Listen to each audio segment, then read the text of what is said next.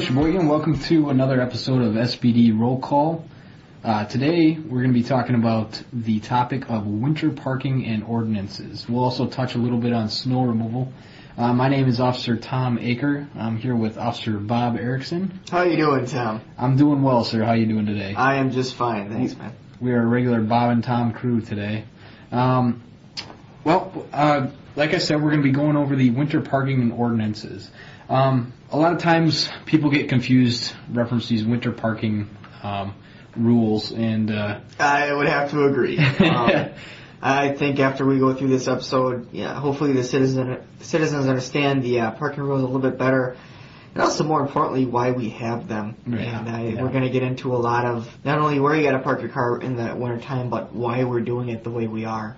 Exactly. And in the long run, it's better for safety of the city, the aesthetically pleasing nature of the city, and quite frankly, it's better for your vehicle. It lessens the chance your vehicle gets hit by another car. So I think that those are all three are positives right there. Yeah, absolutely. We'll be discussing some of the benefits to the winter parking rules and ordinances. First of all, what I'd like to do is go over with you, Bob, the general winter parking rules and snow emergencies. We'll go over the general winter parking rules. This does not include snow emergencies at this time, but what we want to talk about is the everyday snow parking rules. Okay.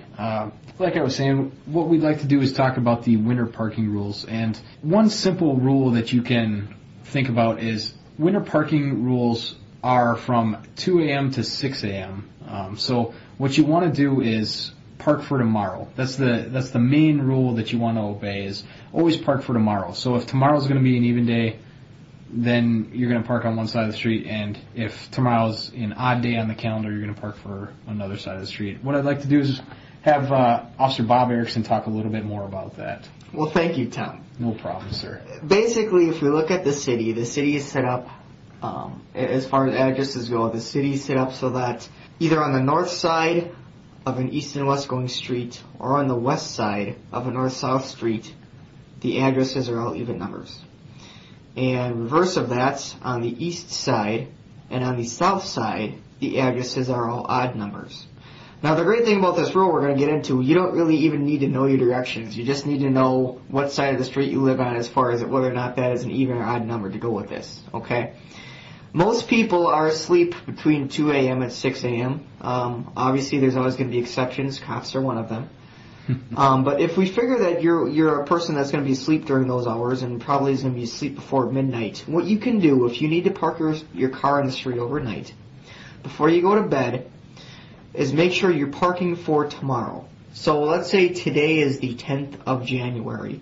Tomorrow would obviously be the 11th. If you're leaving your car out overnight on the street, you need to park it on the odd side of the street because the 11th is an odd number. So obviously, if you're going to be in bed by midnight, you want to park for tomorrow, and that's most people. If you're one of those people that works kind of a weird shift, then you kind of have to adjust and just keep in mind that winter parking rules are in effect from 2 a.m. to 6 a.m. And so during those hours, the vehicle will need to be on the same side of the street as whatever kind of day it is. So basically on January 11th of 2013, between 2 a.m. and 6 a.m., all vehicles need to be on the odd side. Again, it gets a little bit confusing, admittedly, for people that work odd shifts, but for the average day citizen who is going to be in bed by midnight and maybe has to leave their car on the street, just remember, park for tomorrow. Come 6 a.m., you can move your car to wherever you would like. Yeah.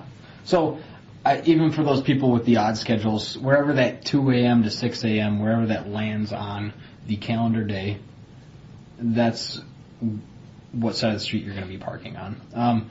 Also, I do have to advise that the street postings where they say no parking restrictions, they're actually not under the alternate side parking rules.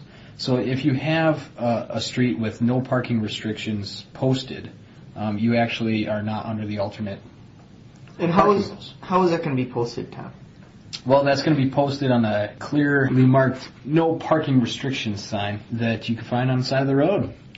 All right, Sheboygan, now that we got the winter parking rules on a day-to-day basis taken care of, now we're going to get a little more complicated here, Bob, and we're going to go into the snow emergency rules. Okay, so what we're talking about is when there's a snow emergency declared. Now, Bob, how is the average person going to know that there is a snow emergency declared? Well, first of all, too, I'd also like to explain exactly what a snow emergency is. A snow emergency is different than our normal winter parking rules that we just talked about. They're usually declared during the daytime. And this is when there is just such an inordinate amount of snow that the city, the Department of Public Works, I don't want to say has to go like into overdrive or anything like that, but obviously there's going to be more snow to clear than on your average winter day. Sure. The average citizen can find out about whether or not there's a snow emergency declared either by watching the local news or going to channel 95 or Charter channel 990, depending on how your TV is set up. You can also listen to WHBL at station AM 1330 on your radio. You can also call the city's info line at 920-459-3460. Again, that's 920-459-3460. And finally, you can check out the city's website, which I know we've talked about before. Absolutely. And that is www.ci.sheboygan.wi.us. Okay. And again, it's important to note that this is different than your normal winter parking rules. This transcends those. Like I said, usually snow emergencies are declared during the day. Quite frankly, it's always a good idea to check those sources I just rattled off when you know there's been a lot of snow and you're not sure. So by all means, give a call to the city's info line or check up on those other stations that I talked about to make sure that you know what's going on as far as that stuff goes. Sure. So Tom, anyway, the snow emergency, obviously the rules are a little bit differently than normal winter parking. How exactly does this work? What does the average citizen have to do when there's a snow emergency declared? Okay, when they find out that a snow emergency is declared, what they'll have to do is obviously look at their calendar again, just like the winter parking rules, okay? If snow emergency is declared on the 11th, let's just say, that would be an odd day, so they're going to have to park on the east and south, okay? Now, when they park on the east and south, the odd sides of the street, they're going to have